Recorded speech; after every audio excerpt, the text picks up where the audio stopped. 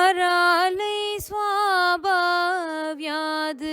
அலிகலபச ஸ்ரீபீர் அலகை பரிதம் தேவக்த்ரம் பரிஹசதி பங்கே ருகருச்சிம் தரஸ்மேரேயஸ்மின் दहनरुचि किञ्चल करुचिरे सुगन्धौमाद्यन्ति स्मरदहनचक्षुर्मधुलिह श्रीमान् वेङ्कटनाथार्यः कवितार्किककेसरी वेदान्ताचार्यवर्यो मे सन्निधत्तां सदा हृदि वागर्थाविव सम्पृक्तौ वागर्थप्रतिपत्तये जगदपितरौ वन्दे Parvati परमेश्वरौ. Dear devotees of Folsom Hindu Temple and Cultural Center, CA, USA, welcome again to all of you to hear the greatness of Goddess Parvati, the consort of Shiva.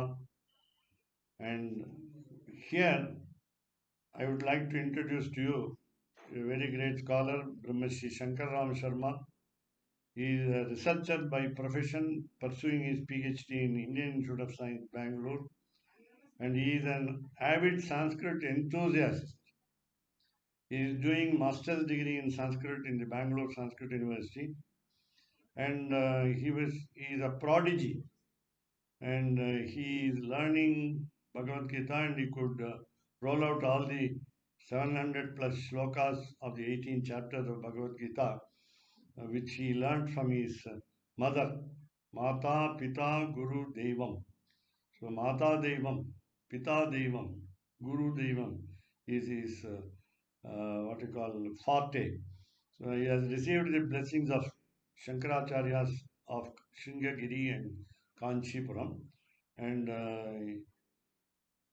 he has completed many examinations in Bangalore, and then his grandfather was an illustrious Mahamahopadhyaya, one of the only 9 people awarded by the British government, and his name is Dr. R. Krishnamurti Shastrigal, the former principal of Madras Sanskrit College, Mysore. He started his Sanskrit Adhyanam and Vedadhyanam also from his paternal grandfather, Sri Ramalinga Sharma. With his very brief introduction to this great scholar, I requested him on my behalf and on your behalf, with the permission of the president of the committee, Sri Brahmashri Panchabhagesha of Folsom Hindu Temple, I would now request him to say, of course, within a short time, a few words on the greatness of Parvati as we now continue the session in the evenings for you to listen to and increase your devotion. So over to the scholar. योऽन्तः प्रविश्य मम वाचमिमां प्रसुप्तां सञ्जीवयत्यखिलशक्तिधरस्वधाम्ना अन्यांश्च हस्तचरणश्रवणत्वगादीन् प्राणान्नमो भगवते पुरुषाय तुभ्यं मातामहं मातरं च पितरं च पितामहं मातुलं च गुरूनन्यान् वन्देऽहं ज्ञानसिद्धये. Vivekananda once quotes that a child that is not born of prayer is a curse to the world. So any child needs to be born with a lot of prayer. He also takes this anecdote of Madalasa, who, when her child was born, it was in the cradle, and she's swinging the cradle. She says, Shuddhosi buddhosi niranjanosi prapanchamaya parivarjitosi. So goes the Puranic story. So she is singing to the kid, you are pure, you are eternal, you are the Satchidananda. So that is how, before the kid is born itself, there is a lot that goes into bringing that infant into this world. And any kid that is born of intense penance and tapas, we have seen it historically and all in the Puranas and our Sampradaya stories we have seen, that they turn out to be excellent in all kinds of field, whether it be spiritual studies or it be some things in the world materially going forward, they attain greatness. Similarly, in this case of Parvati, where we will see her and a little of antecedents and then her birth today. So her parents in this avatara of Mother Jagadamba, she is known as Parvati because she is born as Himavan's daughter. Himavan, he married, his wife is named as Mena. So in Kumara Sambhava, the first chapter deals with the birth of Parvati and the previous stories. It is beautifully woven by Kalidasa as is wont. His beauty in poetry is there is no match to it. So unmatched poetry. So beautifully he says Samanasim Merusakah Pitrinam Kanyam Kulasya Sthitaye Sthitignah Menam Muninam Apimananiyam Atmanurupam Vidhinopayeme Muninam api mananiyam. So Mena is the name of Parvataraja's wife, Himavan's wife. So Kalidasa says she is Muninam api mananiya. Muninam means rishis. Even the rishis respect her. Such was her status. Why do the rishis respect her? Because such was her penance, her chastity, her charity, and everything. So both of them together, in for want of progeny, they together perform a lot of penance. So in the Shiva Purana, it is said that they performed penance for 27 years with Shiva Bhakti, with a lot of devotion to Shiva and Jagadamba, both together as a Dampati, Shiva and Shiva. So Lord Parameshwara is known as Shiva, and Parameshwari Jagadamba, she is known as Shiva Akara. So both mean Mangala, their auspiciousness itself in that form. So Shiva, Shiva. So both of them were worshipped by Himavan and Mena. So as they worshipped for a long time, they did this penance, and then Jagadamba herself appears before them and she blesses them. So Mena asks a boon from her, saying, "I want many sons, and I also want a daughter, and I want you yourself to be born as my daughter." So Jagadamba gives an anugraha. She blesses that this will surely happen for all the penance that you have made. This I bless you that this will surely happen, and she disappears. So in time, the son is born. Many sons are born. The first son born to them is well known even in Ramayana. Asutasa Nagavadhupa Bhogyam Maina Kamambho Nidhi Baddha Sakhyam Kruddhopi Pakshachidivritrashatrau Avedanagyam Kulishakshatanam. So this Mainaka in the Sundarakanda of Ramayana, if you see, he comes out of the ocean to help Hanuman while Hanuman is flying over the ocean. So there is a story that all the mountains used to have wings and they used to fly around. But then Indra, because it was too dangerous and they were creating a lot of problems, Indra started cutting down the wings of all the mountains.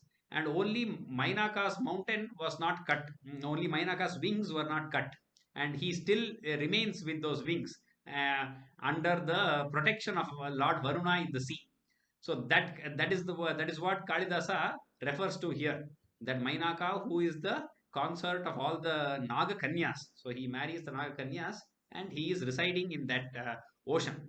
So he is special because he still has wings, and he was the first born son of Himavan and Mena, of this divine couple. He was the first born son and very strong. As the last born child, Parvati was born to them. So the previous birth of Parvati, as we know, is Sati. This story has been explained in the Bhagavata also. There Sati, she goes to the Daksha Yajna and gives up her body in the Yogagni because of insult that Daksha heaps upon Lord Parameshwara. So she is not able to bear that. And she says, "I do not want such a father who is heaping such insults upon my husband." That is why she is giving up her body.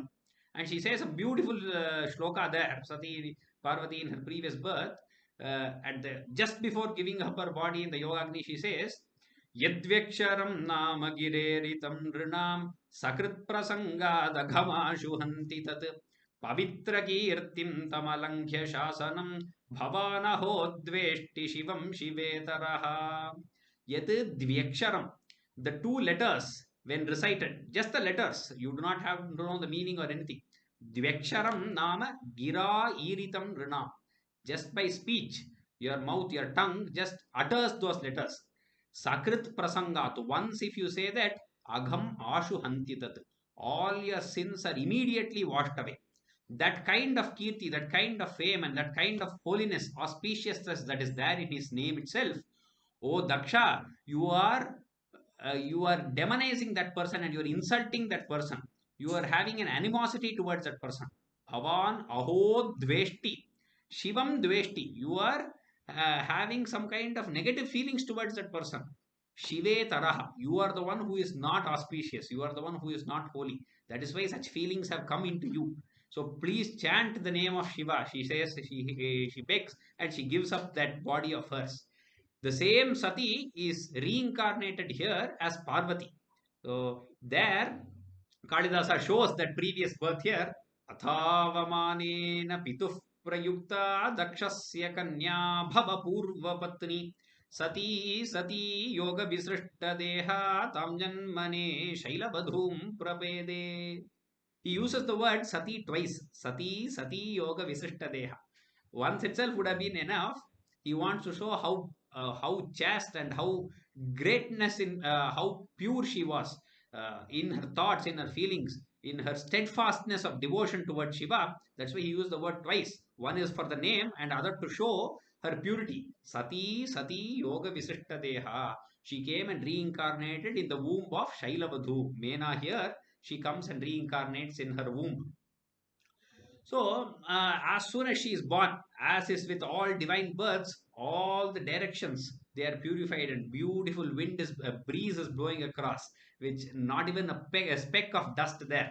Prasanna dikpamshu viviktavatam shankaswana anantara pushpa vrishti. And because the child is born in a great palace, a lot of conches and kettle drums and beautiful mangalavadhyas are roaring up in noise, and from the heavens and from all the apsaras they're throwing down flowers to celebrate the birth of Parvati. That is a divine birth. They all know it is for a particular reason, that by this Parvati and Shiva, from then is going to be born Lord Subramanya, who is going to help Devas win over Tarakasura, Surapadman and others.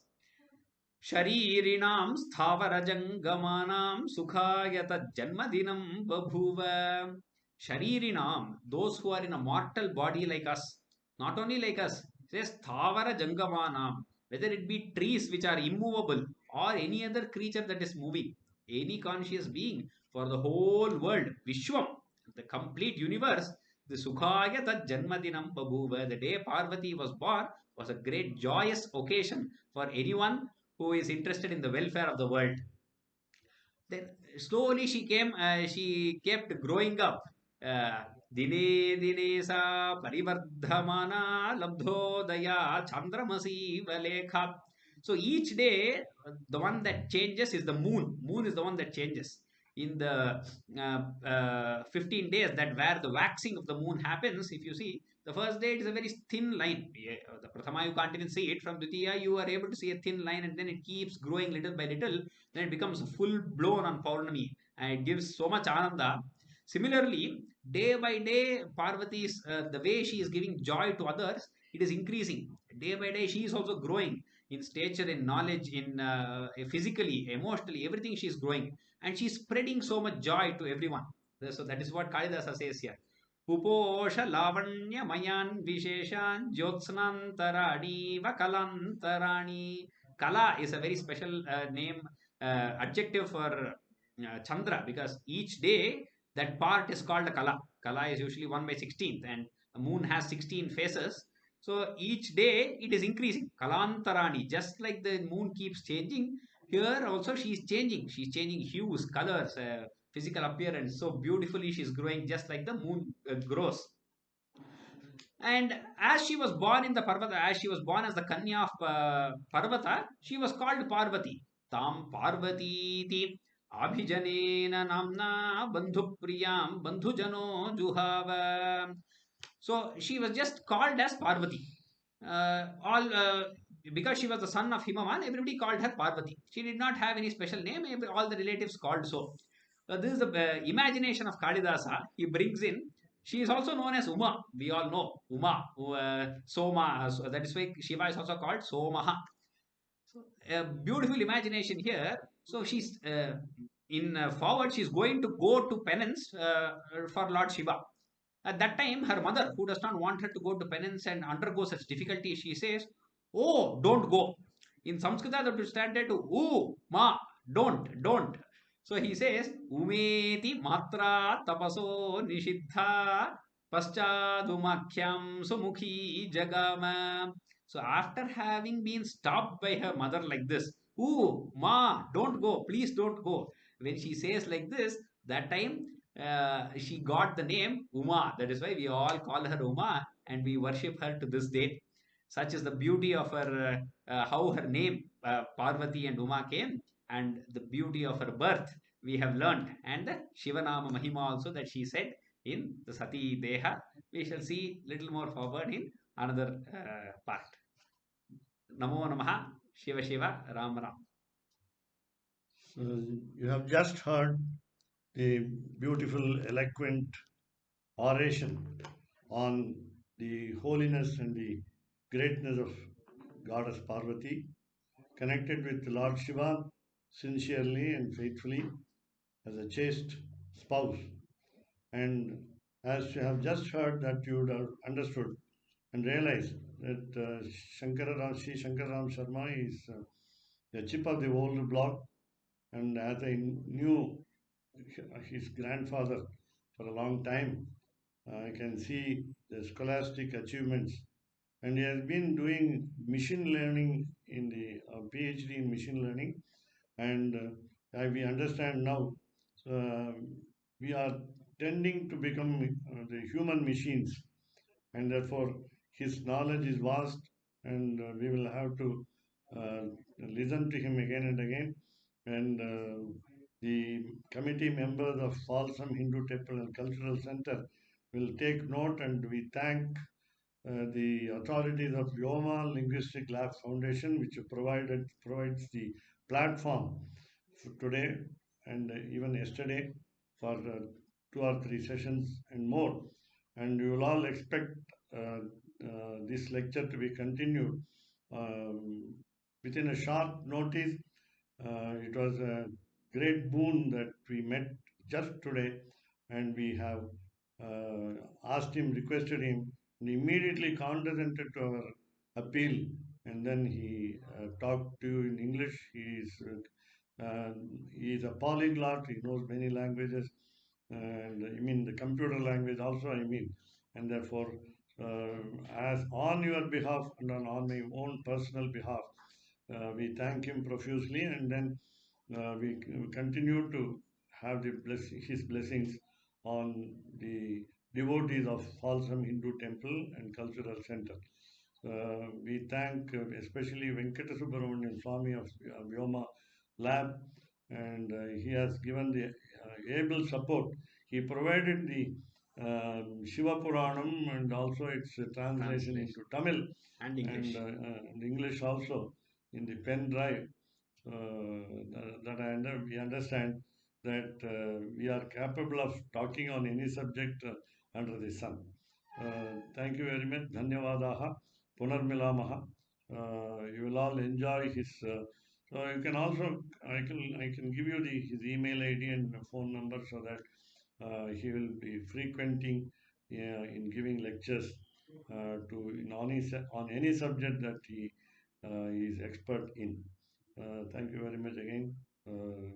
We will meet you. He will and we will meet you again in another session in this Vasantha Navarathri, where Goddess Parvati's greatness is adored by the devotees of the temple. Thank you very much.